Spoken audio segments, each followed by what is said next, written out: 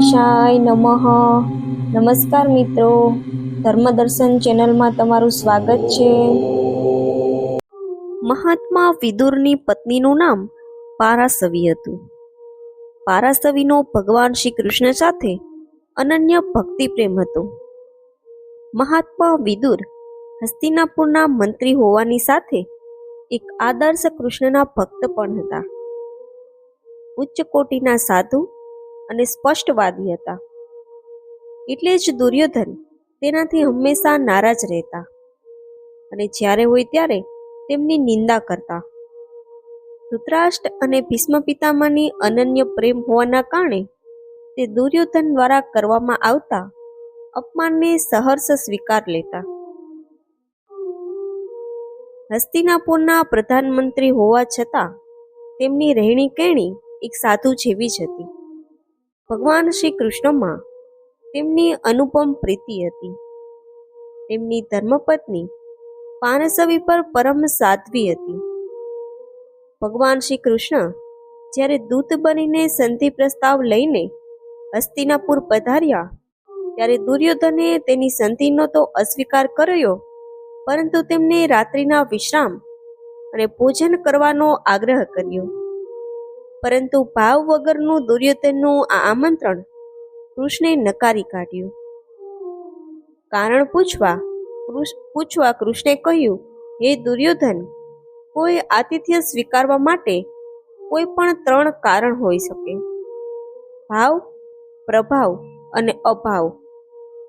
અર્થાત તારો એવો ભાવ નથી કે જેનાથી પ્રસન્ન થઈને તારા આમંત્રણને સ્વીકારી લઉં. તારો એવો કોઈ પ્રભાવ નથી કે જેનાથી હું ભયભીત થઈને આમંત્રણ સ્વીકારી લઉં. અને મારે તેવો કોઈ અભાવ પણ નથી કે જેનાથી મજબૂર થઈને મારે તારું આમંત્રણ સ્વીકારવું પડે. ત્યારબાદ શ્રી કૃષ્ણ ત્યાંથી પ્રસ્થાન કરી ગયા. દુર્યોધનનો મહેલ છોડીને તે મહાત્મા વિદુરના આશ્રમ પહોંચ્યા. મહાત્મા વિદુર તે સમયે ઘેર ન હતા અને પારસવી સ્નાન કરી રહ્યા હતા. શ્રી કૃષ્ણે દરવાજામાંથી અવાજ આપ્યો, દરવાજો ખોલો, હું શ્રી કૃષ્ણ છું અને મને ખૂબ જ ભૂખ લાગી છે. ભાવના હેઠળ શ્રી કૃષ્ણનો અવાજ સાંભળતાની સાથે જ તરત જ તે હાલતમાં દરવાજો ખોલવા દોડી આવી. તેમની આ હાલત જોઈને ભગવાન શ્રી કૃષ્ણે પોતાનું પીતાંબર તેમના પર નાખી દીધું. તેમની દીવાની પારસવીને પોતાના તનની ક્યાં પડી જતી, તેનું ધ્યાન તો દરવાજે ઊભેલા ભૂખ્યા કૃષ્ણ પર હતું. તેને શું ખવડાવવું તે જ ગડમથલ મનમાં ચાલી રહ્યું હતું. હરખમાં ને હરખમાં તે ભગવાન શ્રી કૃષ્ણને ઊંધા બાજોત પર બેસાડ્યા. દોડીને પારસવી અંદરથી કૃષ્ણ માટે કેળા લઈ આવ્યા અને તે પ્રેમ ભાવમાં એટલી મગ્ન હતી કે કેળા છોલીને શ્રી કૃષ્ણને ખવડાવવા લાગી. શ્રી કૃષ્ણ પણ કેળાની છાલ ખાઈને પારસવીમાં આ વિશિષ્ટ પ્રેમનો આનંદ માણી રહ્યા હતા. મહાત્મા વિદુર આવ્યા ત્યારે તે થોડા સમય માટે આશ્ચર્યચકિત થઈને ઊભા રહી ગયા.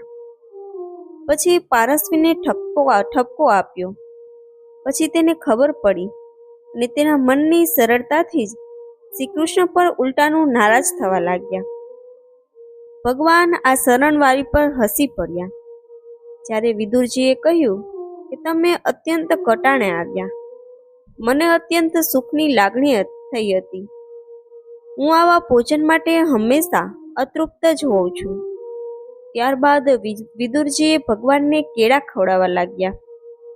ત્યારે કૃષ્ણએ કહ્યું કે વિદુરજી, કેળા તો તમે મને બહુ સાવધાનીથી ખવડાવ્યા, પણ કોણ જાણે આમાં પેલા કેળાની છાલ જેવો સ્વાદ નથી આવતો.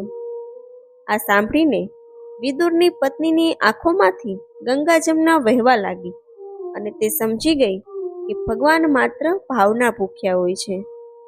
જો મારો આ વિડીયો તમને ગમ્યો હોય તો શેર, લાઈક અને સબસ્ક્રાઈબ જરૂરથી કરજો. જય શ્રી કૃષ્ણ.